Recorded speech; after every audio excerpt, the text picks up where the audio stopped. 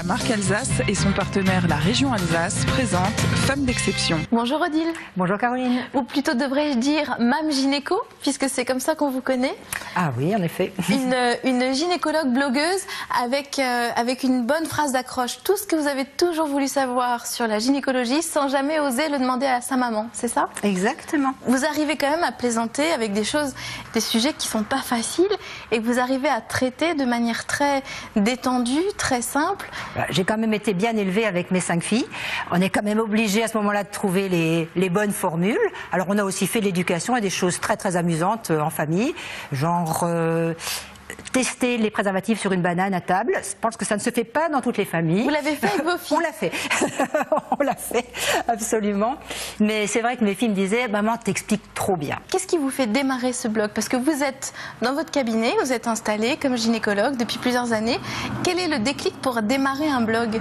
Alors c'était très simple, c'était il y a 2 ans, vous vous souvenez, l'hiver 2012-2013, il y a eu toute cette polémique sur les pilules, en particulier les pilules de 3e génération. Et je vois cette polémique et je lui dis, mais il faut faire quelque chose parce que les filles vont arrêter leurs pilules n'importe comment, il va y avoir des grossesses surprises, ça va faire des drames.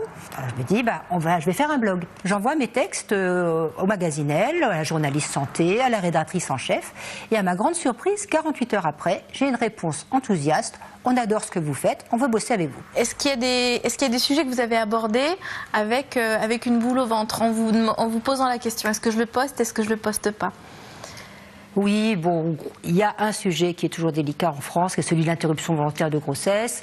J'ai essayé de rester très carré, très technique par rapport à ça, parce que c'est des sujets qui peuvent être polémiques. Et c'est vrai, bon, il y avait un sujet sur l'hétérosexualité, l'homosexualité, la bisexualité, parce que c'est quand même des questions que se posent les adolescents. L'orientation sexuelle, c'est pas simple, c'est pas simple.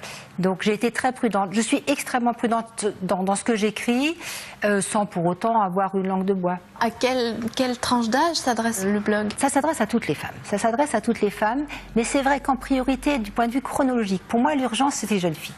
Donc les premiers articles, c'est le premier rendez-vous. Premier frein à la contraception, c'est ça. Elles ont peur d'aller voir le gynécologue, elles ont peur que ça fasse mal, elles ont peur qu'on les examine et ainsi de suite. Ensuite, j'ai intercalé des questions de sexologie parce qu'il y a eu un article à un moment dans le Elle papier sur ce qu'on appelle le point du mari, enfin, soi-disant que les gynécologues refermaient les vagins plus que ce qu'il fallait après les accouchements, ce qui est une aberration. Je mets un article en disant attention, c'est pas ça. Une cicatrice, ça fait mal après l'accouchement, d'épisiotomie. Et ma foi, il faut du temps pour qu'elle se fasse, il faut l'assouplir, il faut reprendre des rapports tôt après l'accouchement, parce que si ça fait 6 mois que vous n'avez plus rien fait, vous ne savez plus comment vous faites, pratiquement. Donc voilà, ça s'adresse donc à des femmes qui viennent d'accoucher. Et puis j'ai sous le coude tout ce qui concerne l'infection, voilà, ça pour tout le monde. Et aussi ce qui concernera la ménopause, tout ça c'est déjà... Ça, vous allez l'aborder. Ça c'est prêt, tout ça c'est prêt. Et vous le disiez aujourd'hui, on le sait, les femmes ont du mal à justement allier cette vie professionnelle et cette vie de maman. Qu'est-ce que vous leur dites alors à vos filles? Oui. Disons à mes filles et à ces jeunes femmes surtout, les jeunes femmes actuellement, elles veulent faire trop bien. Elles veulent être trop bonnes mères, tout faire pour leur bébé, mais aussi rester top au boulot. Et je crois qu'à un moment, je veux dire, les enfants, il faut les laisser jouer aussi un petit peu tout seul. On n'a pas besoin d'être des parents parfaits. Il faut être là, il faut être présent, il faut être réceptif. Mais faut pas sacrifier toute sa vie, et en particulier sa vie de couple. Et ça, c'est très important. J'ai vu des couples exploser après le premier accouchement, parce que la maman est tellement prise dans cette espèce de symbiose avec son bébé qu'elle en a oublié son mari. Et surtout, et ça c'est encore plus important, c'est que le mari, il oublie de réclamer sa place. Et moi, 500 millions de petits Chinois. Il faut qu'ils disent, moi j'existe aussi.